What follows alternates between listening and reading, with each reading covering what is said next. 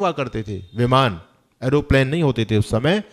उस समय जब महर्षि दयानंद जी महाराज वेद का भाष्य करते थे तो एरोप्लेन की चर्चा कर रहे थे कि इस मंत्र में एरोप्लेन का वर्णन है कि जहाज कैसे बनता है। ऋषि दयानंद जी के समय में इलेक्ट्रिसिटी नहीं हुआ करती थी, लेकिन जब ऋषि दयानंद वेद का भाष्य करते हैं तो बिजली का वर्णन करते हैं कि विद्युत क्या होती है। लोग कहते थे ये तो हट करके भाष्य कर रहे हैं, कहां से बिजली क्या चीज होती है, एरोप्लेन क्या होता है। तो ऋषि कहते थे कि वेद में सब कुछ है, वेद में ऐसा कोई ज्ञान नहीं है जो वेद के अंदर ना हो, सब कुछ वेद के अंदर है। और हमारे ऋषि, जब वेदों का जमाना था तो हमारे ऋषि महर्षियों ने ये सारे के सारे विज्ञान के सूत्र दुनिया को दे दिए थे। बच्चों एक बात ध्यान से सुनना, एक शब्द है रिसर्च। रिसर्च करने वाले लोगों को आजकल क्या बोलते हैं, साइंटिस्ट, है ना, वैज्ञानिक बोलते हैं। लेकिन ये रिसर्च शब्द ऋषि से बना है। सारी भाषाओं की जननी क्या है, संस्कृत। दुनिया की सबसे प्राचीनतम भाषा संस्कृत, संस्कृत सभी भाषाओं की जननी है। तो हमारे यहाँ ऋषि शब्द है, ऋषि से इन्होंने रिसर्च बनाया। ये जितने भी हमारे ऋषि थे सारे खोज करने वाले तो थे, ये वैज्ञानिक थे सारे के सारे। इन्होंने दुनिया को वो जीवन जगत के सिद्धांत दिए जिन पर दुनिया आज तक खोज करती रहती है और खोज करते रहेंगे हम। लेकिन फिर भी ऋषियों के दिए हुए सिद्धांत को कोई आज तक झुठला नहीं पाएगा। ये ऋषियों का वर्चस्व है, ये ऋषियों की एक ऊहा है, ये ऋषियों का तर्क है। तो महर्षि दयानंद जी महाराज जब विद्युत विद्या का वर्णन करते हैं, पेट्रोलियम आदि पदार्थों की चर्चा वेद में करते हैं, वायुयान की चर्चा वेद में करते हैं, तो लोगों ने ऋषि दयानंद जी से कहा था कि स्वामी जी जब आप कहते हैं कि वेद में विज्ञान है ही, तो आप एरोप्लेन बना दो ना, हम मान जाएंगे वेद में विज्ञान है। तो ऋषि कहते थे मैं वेद से एरोप्लेन भी बना सकता हूं, विमान भी बना सकता हूं, लेकिन विमान बनाने से ज्यादा जरूरी देश के युवाओं का चरित्र बनाना है। मैं देश के युवाओं के चरित्र का निर्माण कर रहा हूं। जब देश के युवाओं का चरित्र निर्माण हो जाएगा तो मां भारती का कोई युवा एरोप्लेन भी बना देगा। और आपको मैं जानकारी दे दूं, वायुयान किसने बनाया? आधुनिक समय का वायुयान सबसे पहला वैज्ञानिक कौन था, किसने बनाया वायुयान? ये तो आप बोल रहे हैं आहूजा जी, ये बच्चे क्या बोलेंगे? आधुनिक शिक्षा में पढ़े पले बढ़े लोग क्या बताएंगे? राइट ब्रदर्स ने बनाया, राइट बंधु ने बनाया। लेकिन ये बिल्कुल झूठ है। राइट ब्रदर्स ने तो 1903 में बनाया। उनसे ठीक 8 साल पहले हमारे भारत के महान वैज्ञानिक शिवकर बापूजी तलपदे, जिनका आप नाम ले रहे हैं, और मैं आपके बीच में कोई ऐसी चलती फिरती बात नहीं बोलूंगा। आपके पास में ये मोबाइल है, इसमें तो पूरी दुनिया, कहते हैं कर लो दुनिया मुट्ठी में, पूरी दुनिया आपकी मुट्ठी में। इसमें आप गूगल पर सर्च कीजिएगा कि भारत का वो वैज्ञानिक जिसने सबसे पहले विमान बनाया, आपके सामने नाम आएगा शिवकर बापूजी तलपदे। कब बनाया? 1895 में बनाया, राइट ब्रदर्स से 8 साल पहले। और उन्होंने बंबई की चौपाटी पर उसका सफल परीक्षण किया। उस परीक्षण को देखने के लिए बंबई हाईकोर्ट के जज होते थे महादेव गोविंद रानाडे, और बड़ौदा के राजा सयाजीराव गायकवाड़ जैसी अनेक गणमान्य हस्तियां वहां मौजूद थीं। शिवकर बापूजी तलपदे नीचे बैठे थे, रिमोट के द्वारा विमान का नियंत्रण अपने हाथ से कर रहे थे। देखो उस समय भी विज्ञान था, और ये शिवकर बापूजी तलपदे के जमाने में ही नहीं। आप बच्चों, आप लोगों ने रामायण तो देखी होगी। भगवान राम जी को कितना समय हो गया? चलिए 9.5 10 लाख साल मान लो, 10 लाख वर्ष हो गए। आज से 10 लाख वर्ष पहले टेक्नोलॉजी थी या नहीं थी? मैं आपको प्रमाण देता हूं बेटी, ऐसे गर्दन मत हिलाओ। मां भगवती सीता को जब रावण हरण करके ले गया था तो कैसे ले गया था? पैदल ले गया था। किस में लेके गया? पुष्पक विमान, एरोप्लेन। आज से 10 लाख वर्ष पहले भी एरोप्लेन था या नहीं, बोलो? तो टेक्नोलॉजी थी नहीं थी हमारे देश में? उस जमाने में महर्षि भारद्वाज विमान विद्या के सबसे बड़े आचार्य माने जाते थे। उनका बृहद विमान शास्त्र, जिन पर विदेशी लोग आज भी शोध कर रहे हैं। मैं ज्यादा विमान विद्या पर नहीं बोल रहा, आप मेरे यूट्यूब पर वीडियो है एक विमान विद्या के विषय में, तो मैंने उसमें सिद्ध किया है कि ये सब कुछ भारत की परंपराएं थी। तो शिवकर बापूजी तलपदे कौन थे? इस बात को सुन लो, शिवकर बापूजी तलपदे कौन थे? वो वेदों के प्रकांड विद्वान थे और ऋषि दयानंद जी के अनन्य भक्त थे। और आपको आश्चर्य होगा, सुकून मिलेगा कि वो इतने बड़े दीवाने थे ऋषि दयानंद के, अपने घर पर उन्होंने एक कक्ष आर्य समाज का कार्यालय बनाया हुआ था। वेद उद्धारणी या वेद रक्षणी सभा उन्होंने बनाई हुई थी, उसके वो प्रचारक थे। उन्होंने महर्षि दयानंद जी महाराज की ऋग्वेदादि भाष्य भूमिका को पढ़ा। आप भी पढ़ लेना, पता चल जाएगा आपको कि वेदों में क्या है। ऋग्वेदादि भाष्य भूमिका को पढ़ा तो उसमें जब विमान विद्या प्रकरण को शिवकर बापूजी तलपदे ने पढ़ा तो शिवकर बापूजी तलपदे एकदम अवाक रह गए, बोले ये विमान, वेद में विमान का वर्णन है। फिर उन्होंने वेदों को पढ़ा और महर्षि भारद्वाज के बृहद विमान शास्त्र को पढ़ा।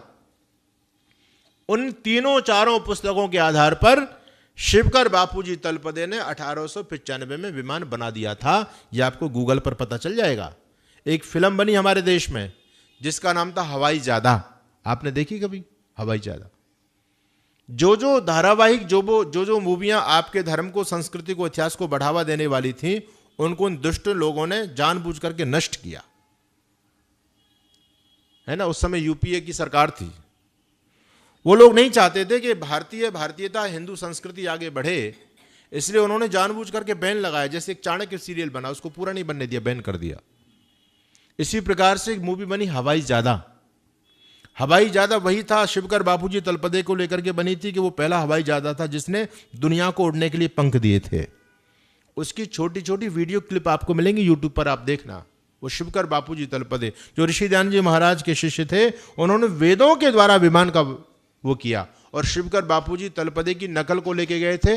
इंग्लैंड की कंपनी थी रिले ब्रदर्स कंपनी के लोग शिवकर बापूजी तलपदे से पूरा खाका लेके गए और फिर उन्होंने वो अमेरिका में भेजा। उसी के आधार पर 8 साल बाद राइट ब्रदर्स ने अपना ठप्पा ठोक दिया और कह दिया विमान हमने बनाया। अंग्रेज लोग नहीं चाहते थे कि किसी विमान का, किसी विज्ञान के आविष्कार का श्रेय किसी भारतीय व्यक्ति को मिले, इसलिए उन्होंने हमारे भारतीय लोगों को तो नीचा दिखाया बच्चों, और अपने लोगों को, हमारे ऋषियों के सिद्धांत थे। और इस बात को मैं इसलिए बोल रहा हूं, मैं लाल कपड़े में आपके सामने बोल रहा हूं, सन्यासी हूं तो लोग मेरी बात को गंभीरता से नहीं लेते। बोले तो बाबा जी तो बोलते रहते हैं, अपने धर्म की बड़ाई करते ही हैं। लेकिन आपको सुकून मिलेगा, आज से लगभग 2.5 साल पहले भारत ने चंद्रयान भेजा, है ना। जो काम कोई देश नहीं कर पाया वो भारत ने कर दिया, अमेरिका जैसा देश नहीं कर पाया।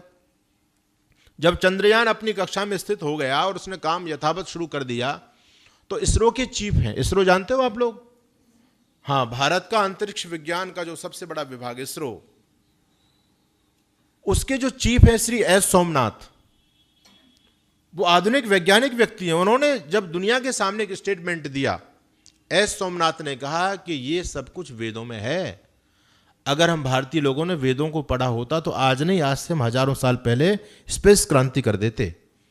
और उन्होंने एक बात कही थी कि विदेशी लोगों ने जितने भी विज्ञान के सिद्धांत हैं, अलजेब्रा से लेकर के यूनिवर्स तक के सारे सिद्धांत वेदों से लिए हमारे ऋषियों के चुराए हैं। ये बात मैं नहीं कह रहा, ये शिव जो है ना एस सोमनाथ कह रहे थे। जब एस सोमनाथ ने ये बात कही तो ये वही बात आज से 150 वर्ष पहले महर्षि दयानंद सरस्वती ने कही थी। बोलो महर्षि दयानंद की पुष्टि हुई या नहीं हुई महर्षि दयानंद की बात की? ऋषि दयानंद ने कहा वेद सब सत्य विद्याओं का पुस्तक है, और आज भी विज्ञान इस बात को मान रहा है। नासा यदि शोध करता है, किस पर कर रहा है? बाइबल पर, कुरान पर, पुराणों पर, किस पर? वेद पर कर रहा है। क्यों? क्योंकि वेद में सब कुछ है। आपको गणित सीखना है, वेद से सीखो। आपको राजनीति सीखनी है, वेद से सीखो। आपको एरोप्लेन बनाना सीखना है, वेद से सीखो। आप ही जो है, एक आपको मैं जानकारी दे देता हूं, अभी मंत्र आ रहा था, अयम गौ, यजुर्वेद के 3 अध्याय का दूसरा ही मंत्र था। उसमें आज तक लोग कंफ्यूज हैं, ये धरती गोल है या चपटी? बोलो कैसी है? भूगोल। लेकिन आप लोग बोल रहे हो भूगोल, लेकिन ये गोल टोपी वाले लोग और क्रॉस वाले लोग, इनको आज तक भी ये कंफ्यूज हैं। इनका धर्म ग्रंथ तो बता रहा है चपटी, लेकिन स्कूल में पढ़ते हैं ये गोल। बड़ी समस्या है ना।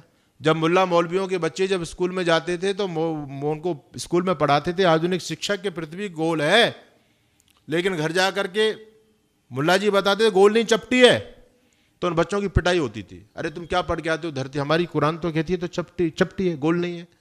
तो बच्चे बेचारे घर पर बताते थे चपटी और स्कूल में बताते थे गोल। ये स्थिति थी। लोगों को पता ही नहीं था कि धरती क्या है, लोग कंफ्यूज। लेकिन आपको आश्चर्य होगा, हमारे यहाँ छोटे छोटे बच्चे बता रहे हैं पृथ्वी कैसी है, भूगोल, भू यानी पृथ्वी कैसी है, गोल। हमारे यहाँ कक्षा 6 का बच्चा जानता है। क्यों? वेद बता रहा है अयम गौ। ये गौ वहां पर यजुर्वेद के मंत्र में महर्षि दयानंद जी महाराज ने वो सारा का सारा निचोड़ निकाला है कि ये गौ गच्छति थी, इस पृथ्वी का नाम गौ भी है।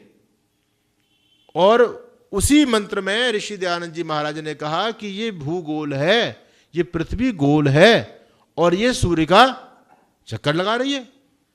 आपका वेद है जो विज्ञान की बात करता है, बाकी दुनिया में कोई ऐसा ग्रंथ नहीं है। इसलिए वेद आज भी शाश्वत है, वेद नित्य है। वेद के एक भी ऋचाओं पे कोई आज तक उंगली नहीं उठा पाया। ये करिश्मा ऋषि दयानंद सरस्वती का है, इसलिए ऋषि को हमको भूलना नहीं है। अगर ऋषि दयानंद सरस्वती ना होते तो आज नासा वेदों पर रिसर्च नहीं कर रहा होता। आज एस सोमनाथ ये बयान नहीं देते कि वेदों में विज्ञान है। एस सोमनाथ भी पढ़े लिखे व्यक्ति थे, वो भी ये कहते वेद तो गडरियों की पुस्तक है, वेद तो जंगलियों की पुस्तक है। लेकिन आज एस सोमनाथ जैसा व्यक्ति ये बोल रहा है तो कहीं ना कहीं ऋषि दयानंद जी महाराज का करिश्मा बोल रहा है। 100 से अधिक देशों में देखा जाने वाला भारतीय संस्कृति और ऋषियों द्वारा दिए गए ज्ञान व संस्कारों को समर्पित आर्य विचारों का प्रचार करने वाला विश्व का एकमात्र सबसे